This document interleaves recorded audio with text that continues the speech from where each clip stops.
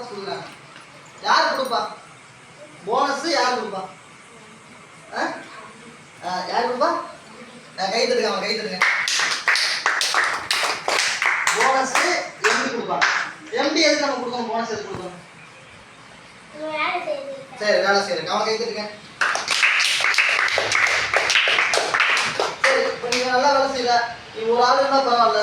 பெரிய பெரிய ஃபேக்ட்ரியில் 5000 பேர் 10,000 பேர் இருப்பாங்க. 10,000 பேருக்கு சும்மா காசு கொடுக்கணுமா? இந்தியாவில் வேலை செய்யலாம். எதுக்கு கொடுக்குறாங்க? எதுக்கு போனஸ் கொடுக்குறாங்க? என்ன ரீசனுக்காக போனஸ் கொடுக்குறாங்க? வேலை செஞ்சதுக்காக காசு கொடுக்குறாங்க. இவ்வளோ ஒரு மாதம் சம்பளம் சும்மா ஒரு ஆளுக்கு ஒரு ஆள் 10,000 வை. 3000 பேர் இருக்காங்க. 3000 பேருக்கு எப்படி 10,000 கொடுக்க முடியும்? அப்படி கொடுத்தா எம்டிக்கு நஷ்டமா இல்லை. அப்படியே கொடுக்குற அப்படி இருந்து ஏன் கொடுக்குறாங்க? எதுக்கு கொடுக்குறாங்க? போனஸ் எதுக்கு கொடுக்குறாங்க? நம்ம முதலாளிக்கு நஷ்டமாக கூடாது. ஆனால் நமக்கும் போனஸ் கொடுக்கணும். Very good. அவங்க பாப்பா கைது. அவர் சொன்னது கரெக்ட். பிஎஃப் தான் பிடிக்கிறது. போனஸ்னா வாரத்துக்கு மொத்தம் எத்தனை நாள்? 7 நாள். சரியா? வருஷத்துக்கு 365 நாள். ஓகேவா? 365 நாள். மொத்தம் ஒரு வருஷத்துக்கு எத்தனை வாரம் இருக்கு? எத்தனை வாரம் கரெக்டா சொல்லுங்க? மொத்தம் 52 வாரம் இருக்கு. எத்தனை வாரம்? சத்தமா சொல்லுடா. நீ சொல்ற 52 வாரம் இருக்கு. சரியா?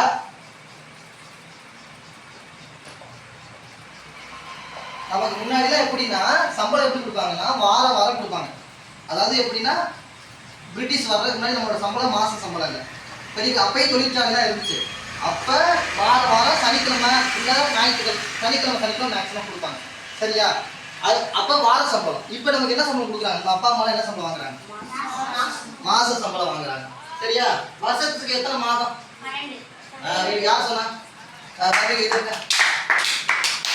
வருஷத்துக்கு 12 மாதம். சரியா? ஒரு மாசத்துக்கு எத்தனை வாரம்? Very good. அப்பனா ஒரு வருஷத்துக்கு எத்தனை? 12 இது 4 எத்தனை வாரம் வருது?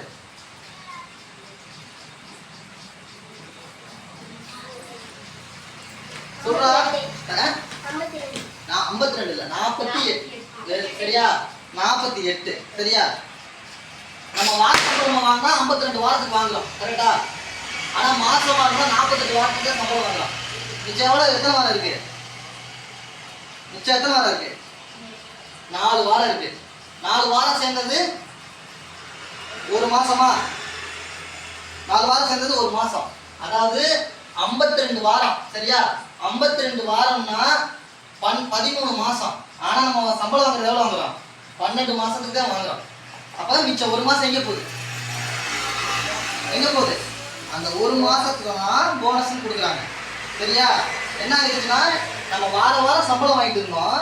ஆனா பிரிட்டிஷ் வந்ததுக்கு அப்புறம் என்ன சொல்லிட்டாங்கன்னா இல்ல உங்களுக்கு மாச சம்பளம்ட்டாங்க. அப்ப ஒரு ஆளுக்கு 4 வாரம், அதாவது நம்மளோட ஒரு மாத சம்பளத்தை அவங்க சுரண்டுறாங்க.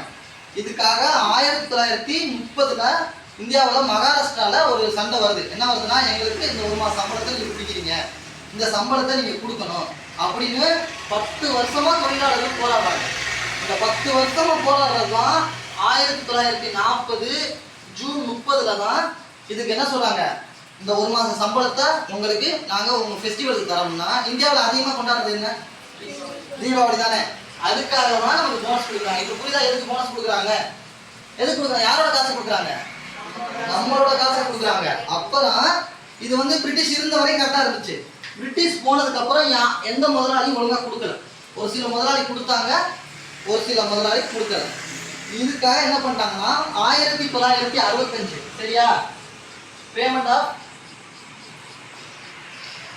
போனஸ் ஆக்ட் 1965 அப்படின்னு ஒரு சட்டம் கொண்டாடுறாங்க. இந்த சட்டம் என்ன சொல்றாங்கன்னா, முதலாளி வந்து தன்னோட லாபத்துல ஒரு சில பங்கை எல்லா லேபருக்கும் கொடுக்கணும். எவ்வளவு கொடுக்கணும்னா மேக்சிமம் 8.33% இருந்து அதிகபட்சமா 20% கொடுக்கணும் அப்படின்னு சொல்றாங்க. அப்ப யாரோட காசை கொடுக்குறாங்க? நம்மளோட காசை கொடுக்குறாங்க. எதுக்கு கொடுக்குறாங்க? வாரமா இருந்தது மாசத்துல போனா நம்மளோட விடுபட்ட சம்பளத்தை தான் நம்ம கொடுக்குறாங்க. இது எதுக்கு நான் உங்களுக்கு சொன்னேன்? 2 விஷயத்துக்காக சொன்னேன். எதுக்கு சொன்னேன்? ஒண்ணு, நீங்க வேலைக்கு போனா இதை கேட்டு வாங்கணும், சரியா? இன்னொன்னு, நீங்க பெரிய தொழிலாளர் ஆயிட்டீங்கன்னா, பெரிய முதலாளி ஆயிட்டீங்கன்னா உங்களோட தொழிலாளருக்கு இதை கொடுக்கணும். நம்ம முதலாளியா இருக்கும்போது நம்மளோட காசை அவங்களுக்கு கொடுக்கல, அவங்களோட உழைச்ச காசுல அவங்களால நமக்கு கிடைச்ச லாபத்துல ஒரு பகுதியை கொடுக்கணும். ஓகேவா? புரிஞ்சுச்சா? ஓகேவா?